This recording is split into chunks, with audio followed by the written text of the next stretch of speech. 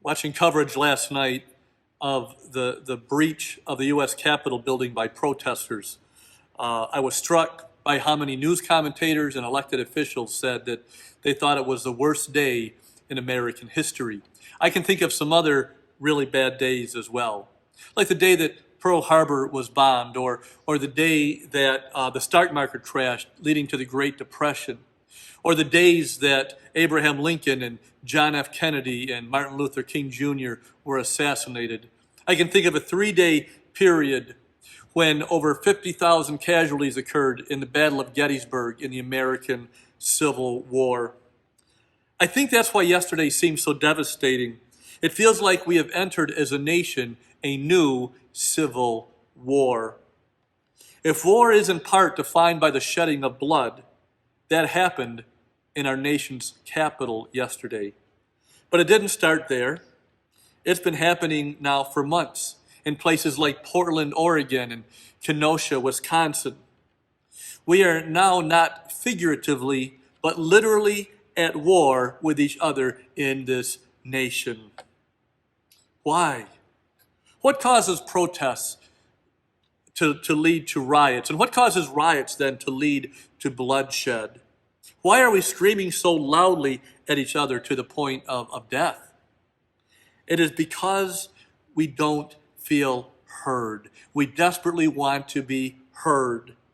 And there's something in human nature that says, I will listen to you once you have first listened to me. So we line up and we take sides and we cry out to those we think and hope will hear us and champion our positions. Many have relied heavily on Donald Trump.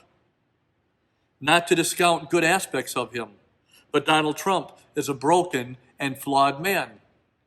Many are relying heavily on Joe Biden. Not to discount good aspects of Joe Biden, but Joe Biden is a broken and flawed man.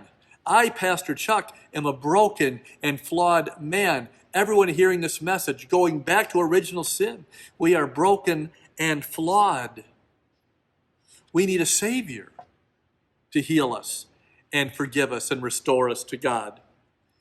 And over the course of my lifetime, I have watched people and our nation move from its devotion of the one true Savior and give Savior status to presidents, other elected officials, superstar pastors, entertainers, and athletes. We have a Savior. His name is Jesus. He is the Son of God sent to die for the sins of the world. So, should I engage in politics and have an opinion and an ideology? Of course we should. Of course I should. And I do, just as you do. Part of what informs my politics is my grief that as a nation, we have legalized and affirmed all sorts of new standards and lifestyles that are exactly the opposite of God, how God created us and calls us to live. And then we turn around and say, oh, God bless us and bless our new standard. Having said that, we have gone too far. We have gone too far and have begun to idolize our politics and even made them as our God. Even good causes that we are passionate about can become our idols. Which leads me to a very short observation that came to me earlier this week. I will think more of your politics when I see more of your worship. We are in a civil war. It's not very civil. Wars never are very civil. There was a day, as a nation when we were confronted by an enemy. We would join together and fight as one. Now when confronted by an enemy, let's use COVID-19 as an example. We fight against each other, blame each other, are suspicious of each other, tell on each other. You see, it's all part of a deep, dark, sinister plot and plan that's unfortunately working quite well. And I'll tell you who's behind it. Well, let me begin by telling you who's not behind it. It's not the Chinese. It's not the Russians. It's not Antifa or Black Lives Matter or white supremacists. It's not Democrats or Republicans or liberals or conservatives. It's against the evil one himself, who has first brought apathy to our nation. He brought apathy to our nation regarding God and faith and worship, and then has now easily turned us against each other.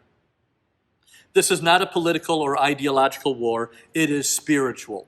And spiritual battles have to be fought with spiritual weapons. We don't need to wave banners. We need to be on our knees in prayer. We don't need to go to any more rallies. We need to go to church. Let me summarize it like this. 3 points. Number 1, we all want to defend our way. We have our ways and we want to defend our ways. And Jesus said, I am the way. And he has the best way because he loves us and has nothing but good in mind for us. If I come in line with Jesus, and that's different than saying, hey, Jesus, bring your way in line with my way. If I will come in line with Jesus and his way, and you will come in line with Jesus and his way, guess what will happen? He'll get us going the same way. And then, and only then, can we start hearing each other and trusting each other instead of screaming at each other.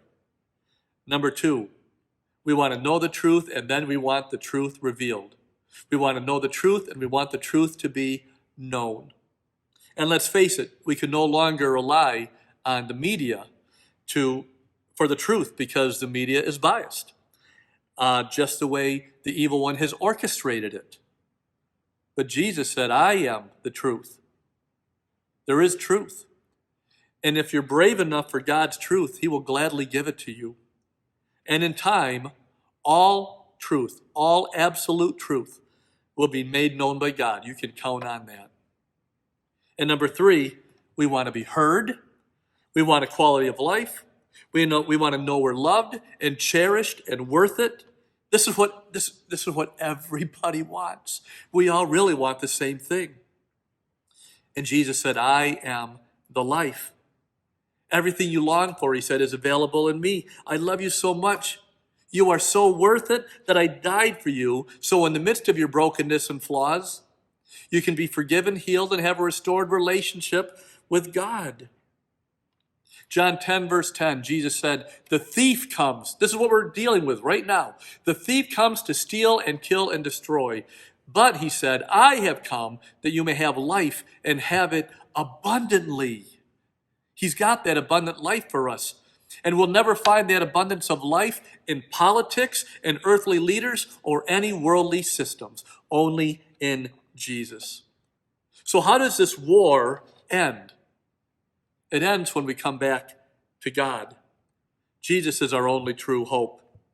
If we don't turn to the spiritual solution for our spiritual war, then what we saw yesterday and what we've seen these last several months, we'll just see more and more and more of it.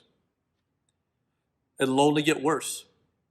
And it could get worse because I can't predict whether we'll come back to God or not as a nation. But I promise you this, if it does get worse, if you'll come back to God, if you'll let Jesus be the way, the truth, and the life in your life, you're going to not only survive in the midst of this battle, but you will even thrive. God bless you.